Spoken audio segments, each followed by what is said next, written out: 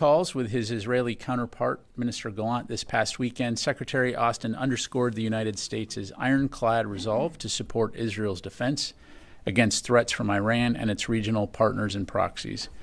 As many of you are tracking in support of this, the Secretary ordered our 2 carrier strike groups, the Theodore Roosevelt Carrier Strike Group and the Abraham Lincoln Carrier Strike Group, to remain in the region. As we have been from the start, we remain intently focused on de-escalating tensions in the Middle East while also remaining focused on securing a ceasefire as part of a hostage deal to bring all of the hostages home and to end the war in Gaza.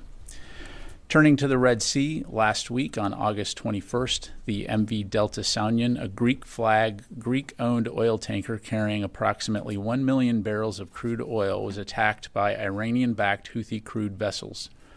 As reported by the Greek shipping ministry, the MV Delta Sounion was sailing from Iraq to Greece with a crew of 2 Russian and 23 Filipino sailors. The crew has since evacuated the ship with the assistance of a partner nation vessel.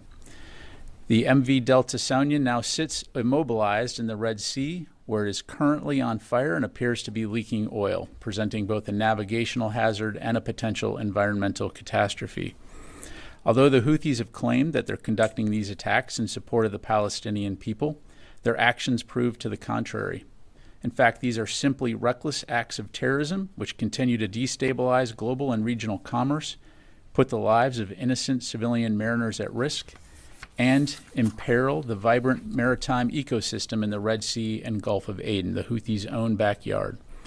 U.S. Central Command continues to actively monitor the situation and is coordinating with other maritime partners in the region to determine how best to assist the vessel and mitigate the potential environmental impact. Shifting gears in a display of an enduring and robust defense partnership, the United States and the Indonesian National Armed Forces kicked off the 2024 Super Garuda Shield exercise yesterday with an opening ceremony at an Indonesian military base at Juanda Naval Air Base, Surabaya. Super Garuda Shield is the largest annual U.S.-Indonesian training exercise, and this year service members from the U.S., Indonesia, Australia, Canada, Japan, Singapore, and the United Kingdom will engage in various training opportunities, including airborne operations, amphibious operations, and interoperability information exchanges, as well as academic exchanges, professional development workshops, command and control exercises, and a joint field training exercise culminating in a live fire event. Sponsored by U.S. Army Pacific, the exercise will last through September 6 and involves around 3,000 combined armed forces, including approximately 1,800 U.S. personnel. It enhances interoperability through training and cultural exchanges, solidifying the U.S.-Indonesia Major Defense Partnership, and supporting a free and open Indo-Pacific. For more information on Super Garuda Shield, I'd refer you to U.S. Army Pacific. Finally, on behalf of all who have served here in the Office of the Secretary of Defense for Public Affairs, I wanted to take the opportunity to congratulate our very own Mr. Taft Phoebus on his 40-year milestone of federal service in the Defense Press Operations Office. Always the early bird, in early and out late, Taft humbly and selflessly plays a foundational role here at OSD-PA, supporting the Pentagon Press Corps and ensuring they have the support they need to do their jobs effectively.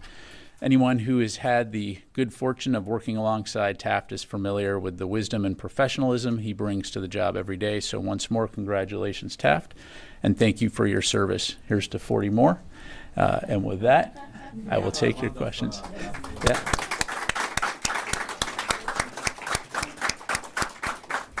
I know Taft also likes all the attention, so all right.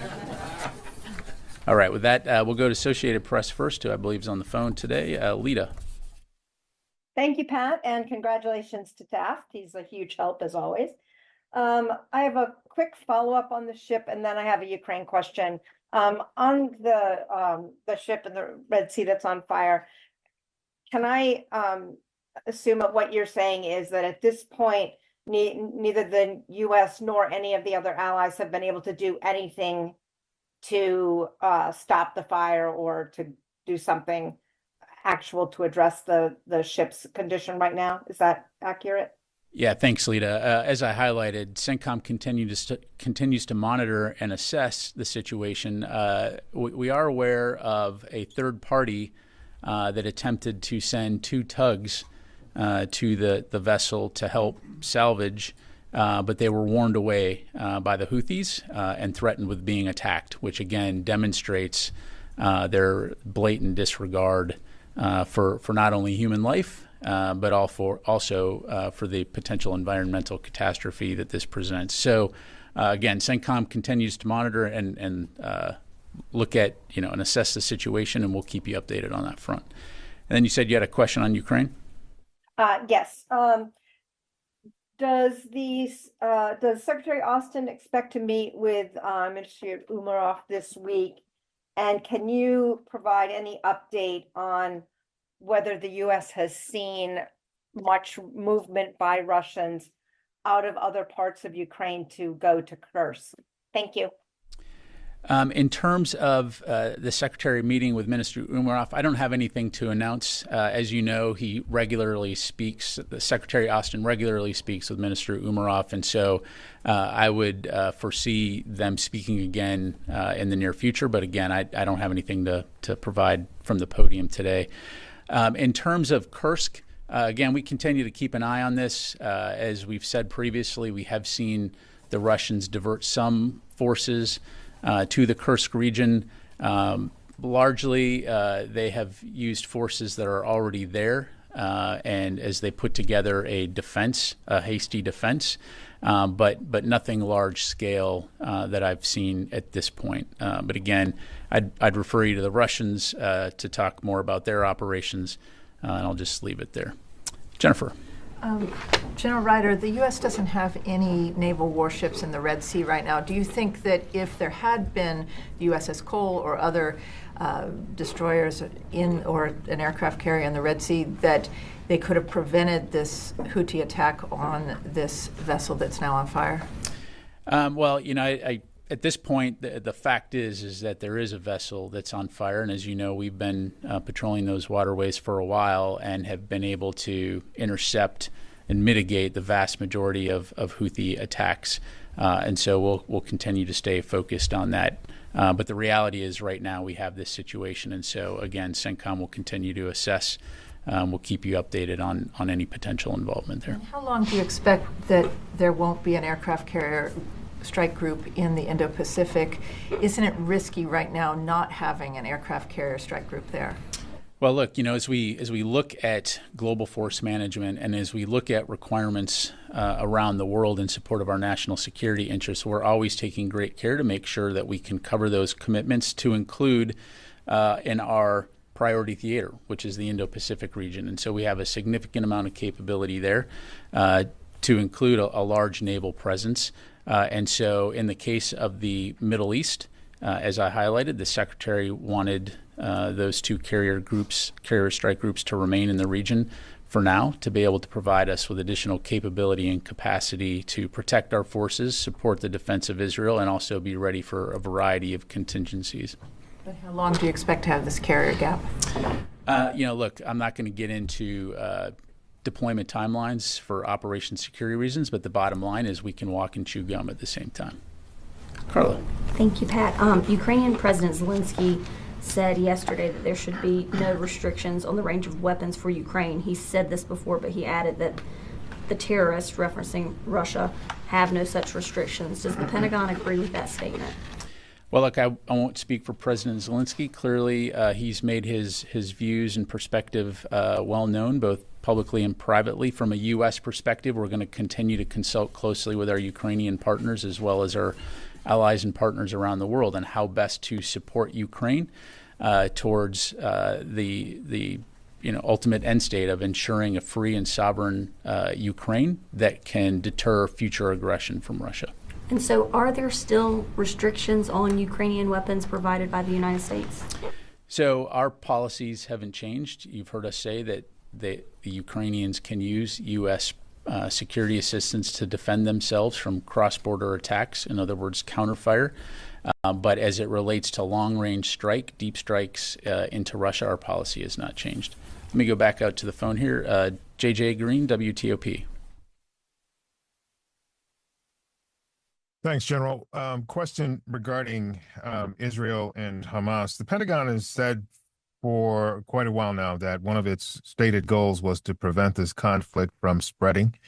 So based on what happened over the weekend between Israel and Hezbollah, how does the Pentagon view that? Does this seem to be an expansion? Because they've done attacks against each other, but these attacks, these were much bigger and seemingly had much more impact. How does that impact the Pentagon's view of whether this is expanding or not? Yeah, thanks, JJ. So again, just to put this into context, when Hamas attacked Israel on October 7th, you heard us say that we deployed a significant amount of additional capability into the Middle East region and the EUCOM region in order to send a very clear message of deterrence and to prevent this from becoming a wider regional conflict. Right now, we still assess that the conflict between Israel and Hamas is contained to Gaza. You have seen the cross-border strikes between Israel and Lebanese Hezbollah since October 8th. What you saw over the weekend, of course, was a much larger scale than what we've seen previously, but it is, in our view, not a wider regional conflict at this stage. And so we're going to continue to stay very focused on de-escalation of tensions in the region, as I highlighted, and preventing it from becoming a wider regional war. Thank you. Tony. Afghanistan, you were pilloried this week about the third anniversary of not only the Abbey Gate tragedy, but also Friday is going to mark the third anniversary of the fall of our withdrawal. You've been criticized quite a bit by conservatives, Republicans, and Trump yesterday. You saw that. I wanted to get what is the perspective of Pentagon leadership at this point, 3 years later, to the criticisms? The word chaotic is the most widely used adjective to describe it. 3 years later, what's the perspective here in terms of how you guys view what happened? Yeah, thanks, Tony. Well, as I'm sure you can appreciate, I'm not going to be able to comment on any remarks from any political candidates. But separately, Secretary Austin has spoken many times about the withdrawal from Afghanistan and his pride in the tremendous work of the men and women of the U.S. military. So I would point you to some of his previous statements, to include in April of 2023, which reads in part, and if you just allow me here, quote, "Over the course of 20 years of war in Afghanistan, our service members and their families served bravely, selflessly, and with compassion. As the Secretary of Defense and as a veteran of the Afghanistan war, I am proud of and deeply grateful for the men and women who stood up to serve after al-Qaeda attacked us on September 11, 2001. We remember the 2,461 American service members and personnel who made the ultimate sacrifice in this war. Even on the hardest days, including August 26, 2021, when we tragically lost 13 of our finest, our force performed admirably under incredibly challenging conditions," end quote.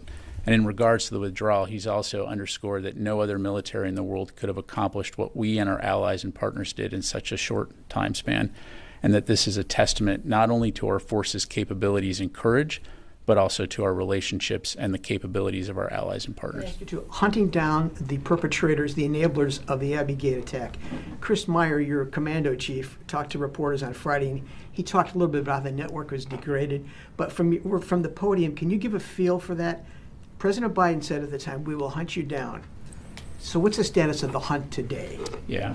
Well, as Assistant Secretary of Defense Meyer highlighted, we are laser focused on defending our citizens from terrorist threats that could emanate from Central Asia or anywhere else around the globe. We know that we can't turn a blind eye to the threats from organizations such as ISIS-K, and that we must keep a relentless focus on counterterrorism, and we're doing that.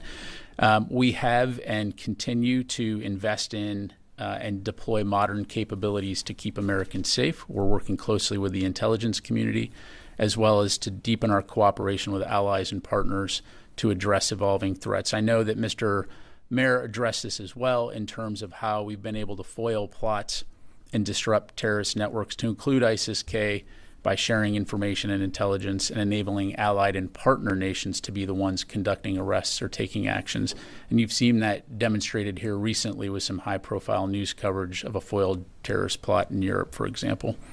But we've also demonstrated our ability to reach anywhere in the world when there is a threat, including in Central Asia or in the Middle East. We've shown that we will not hesitate to take action to keep America safe, as evidenced by CENTCOM's recent strike in Syria, which killed the senior leader of an al-Qaeda-associated group.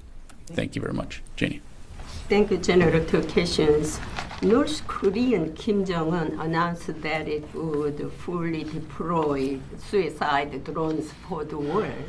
What concerns does the United States have about this? And what is the U.S.'s response to North Korea's asymmetric power? I'm sorry, Janie, to its what? What is the U.S.'s response to North Korea's asymmetric power? On your first question, I've seen the press reporting. Certainly, it's something that we're keeping an eye on. I do find it interesting that everywhere else it's known as one-way attack drone, but for some reason, when North Korea says it, it's suicide drone. Interesting. But we clearly want to take that threat seriously, and it's something that we'll keep an eye on. I know that our South Korean allies are also keeping an eye on it and monitoring that. And I'll just conclude by saying that we will continue to consult closely with the ROK and Japan and other partners and allies in the region to ensure that our collective defense remains strong. In terms of North Korea and its capabilities, look, they have a long history here of destabilizing rhetoric and activities. Again, our focus in the region is defensive in nature, and I'm working with allies and partners to promote regional security and stability and to be prepared for any threats that North Korea poses or presents. Obviously don't want conflict with North Korea, and we continue to call for diplomatic communication, but so far they've not been willing to take that olive branch. Can you predict the possibility that suicide drones mass produced with tactical support from Russia and Iran will be used on the battlefield of Ukraine and the Middle East? Yeah, I don't have anything on that, nor do I want to predict. So thank you. Yes, ma'am. Thank you, sir. Nazira Karimi, Afghan journalist. As he said something about Afghanistan, Afghan people are also concerned about Daesh activity. Based of your opinion, Daesh get increased in Afghanistan and Taliban concerned about their activity too. And what is the difference between Taliban and Daesh? How much time do you have? Look, first of all, as you well know, the Taliban currently is the government in Afghanistan, and I'll use that term loosely. And so as the so-called ruling entity in there, clearly there is a difference between that, ISIS-K, but there are many other terror groups that are resident right now in Afghanistan. So we're continuing to keep an eye on that region writ large. Ultimately, at the end of the day, our focus continues to be, broadly speaking, on working with allies and partners throughout the world, and to include Central Asia, as I highlighted, on promoting regional security and stability and safeguarding U.S. national security interests, to include the counterterrorism efforts and non-proliferation. So just leave it there. Thank you very much. Fadi. Thank you, General. The U.S. provided intelligence and ISR support to Israel in order to deal with the attack from Hezbollah. What is your assessment of that attack, and do you think it failed or succeeded in achieving some of the goals that were declared by Hezbollah leader Hassan Nasrallah? Yeah, thanks for the question. I'm going to refrain from putting a label on it, and just it was a large-scale attack. The Lebanese Hezbollah had essentially previewed that they intended to retaliate, and by all accounts, they did. And so, Israel was well prepared to respond and defend themselves. But I'll let the leaders from each of those, from Israel and Lebanese Hezbollah, speak to the nature of that. From a U.S. standpoint, we were very focused, again, on supporting the defense of Israel, as well as ensuring that this did not escalate into a wider regional conflict. And that continues to be our focus. And on the threats from Iran to retaliate against Israel, do you see Iran still poised to attack Israel, or in light of the weekend events between Hezbollah and Israel, there's been some changes in what you observe vis-a-vis Iran? I'm not going to go into intelligence, but again, as I've said previously, Iran has made those threats and has said that they intend to retaliate, and so we have to take that very seriously. And so we will continue to remain postured, and we are well postured to be able to support the defenses of Israel as well as protect our own forces. Thank you. Noah. Admiral Paparo said recently that the U.S. could escort Filipino vessels during resupply missions, that this would be within the bounds of the Mutual Defense Treaty. I wanted to know if that's consistent with the Secretary's thinking.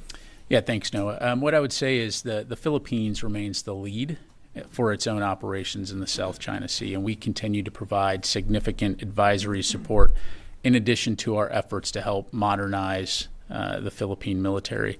And so as allies, we continue to stand with the Philippines, given especially the PRC has consistently prevented them from executing lawful maritime operations in the South China Sea. And so our commitment to that alliance is ironclad. As you know, our governments have close continual consultation, so any military support would be at the request of the government of the Philippines.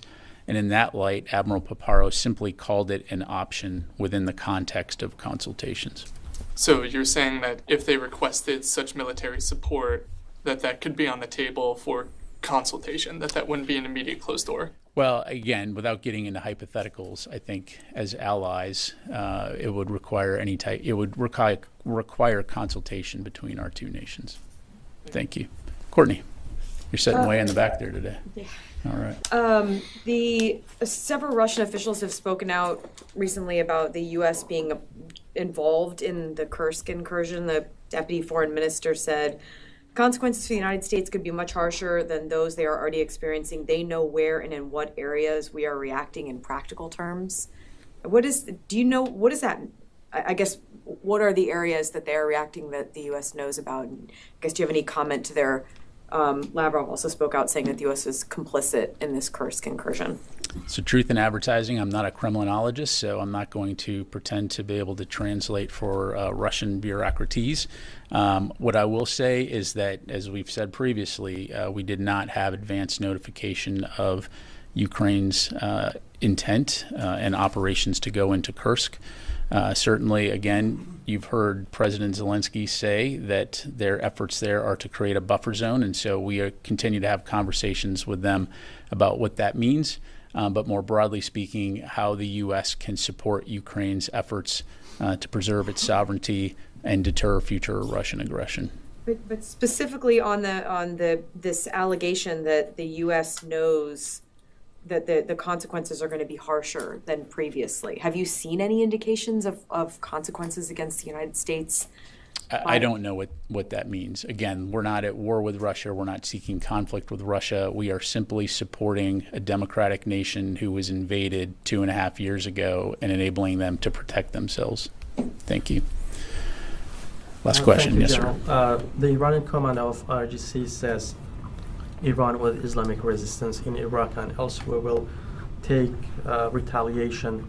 But how does the Pentagon see the involvement of proxies in Iraq in the existing war between Israel and Hamas? Well, kind of taking a step back, there have definitely been actions by Iranian-backed groups in Iraq and Syria as it relates to attempting to conduct rocket attacks against Israel, largely unsuccessful. But we've seen that. We've also seen those groups attack U.S. forces that are in Iraq and Syria in support of the enduring defeat of ISIS mission.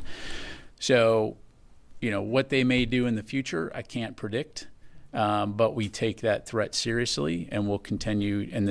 Just like we're going to continue to support the defense of Israel, we will stay very focused on ensuring that our forces are protected as well. and we won't tolerate any attacks against our forces. And to purposely belabor the point, if we are threatened or attacked, we will always respond in a time and manner of our choosing. Thank you. Thank you very much, everybody. Last one. Yeah. Domestic question related to a Justice Department plea that came down last night against one of the Navy's top shipbuilders, Austal Limited. They pleaded guilty to product substitution and fraud, accounting fraud. What steps is the DoD General Counsel taking with the Navy to review whether they are a responsible contractor to keep getting federal contracts or face debarment? Yeah, thanks, Tony. We've seen the press reporting on it. However, I'm going to have to refer you to the Department of Justice for details and then to the Navy for any action that they're undertaking as a result. I just don't have any more to provide. You don't have any more? Can you also check on the status of the Boeing review you were asked about like a month and a half ago in terms of their plea? I mean, you guys said at the time there's a review of what steps Boeing is taking to be a responsible contractor. Can you take that as a question in terms of the status? Yeah, of the, I'll take the question. I don't know that we'll have much more to provide, but I'll take that question. Okay, thanks. Oh, Louis, seriously. You walk in like last minute. All right, only because it's ABC, Louis Martinez. Thank you. And congratulations to Taft. Oh, yeah, okay. Taft was on time, but just saying. Going back to the JLOTs, it was announced last week, I think, that that last cargo shipment had left Cyprus. Is there an update? Has it been offloaded? What's happened since? So what I'm tracking, Louis, is that essentially the ship is in the queue, waiting for its turn to dock in Ashdod and unload its contents. But as of right now, still at sea. But that's the latest update I have. Okay. Thank you. Thanks very much, everybody. Appreciate it.